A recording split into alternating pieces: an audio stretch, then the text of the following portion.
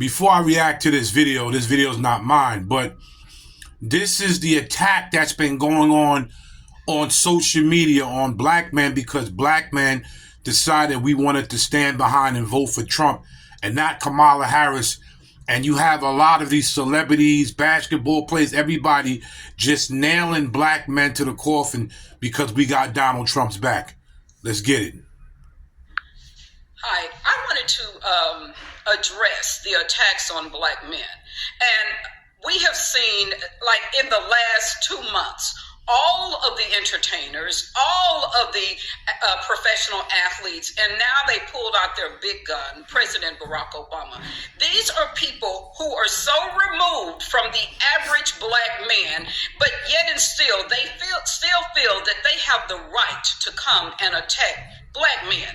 They're not attacking white men. They're not attacking Hispanic men, Muslims, Jews, anybody, just black men. Now, let's go back in history so that we can try to make you understand why we are so incensed that you feel that. When I do this video, it's for educational purposes only. This had nothing to do with no biases, prejudice. People know I don't get down like that. She's a professor and she's giving it raw the way she wants to give it raw. Let's keep going. You have a right to attack our black men. Now, there are many black women that think it's all right to attack black men because you've taught them over the last 300 or 400 years that also we don't have a right to defend our men and to stand with black men. But I'm going to take you back. Let's go back to 1824. 1824. Black men were slaves, and this is what they did.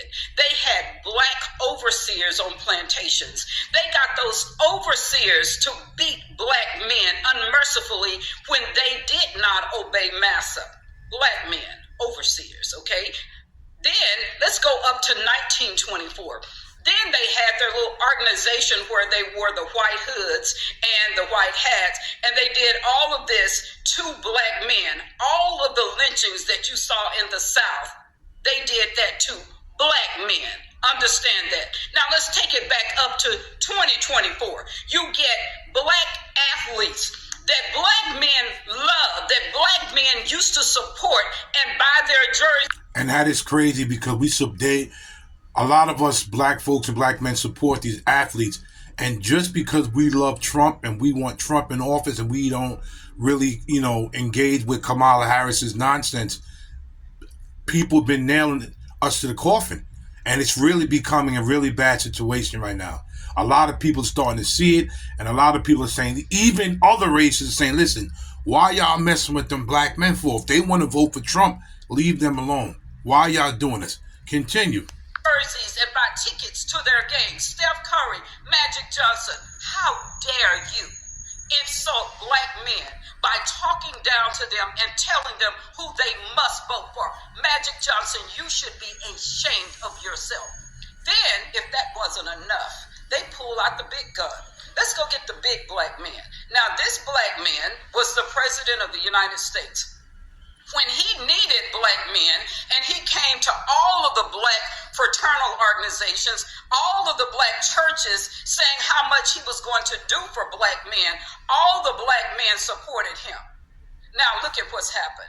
Black men are not voting for Kamala Harris because she imprisoned so many black men for minor infractions like weed possession. That is why they're not voting for her. They're also not voting for her because when they go to the grocery store, they cannot even buy a whole meal for their families for under $100. They cannot pay for car insurance or buy a new car for their 16-year-old because of what has happened in the last 3.5 years. They cannot buy homeowners insurance because it's gotten so expensive that they can't afford it. So Barack Obama, when you sit there in your castle looking down on the black men that put you in office, you remember who put you there.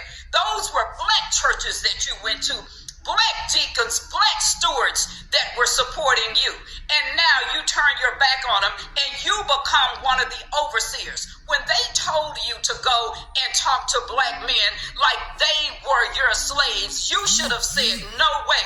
These are the men that back me. That's what you should have said. Barack Obama. That's what you should have said, Magic Johnson, Steph Curry, LeBron James. All of you should have said, it is no way. There's not enough money on the planet for me to turn on black men. You understand that? So for the black women who has always supported black men, I say leave black men alone. They are free to do whatever they want to do, and you are not superior to them.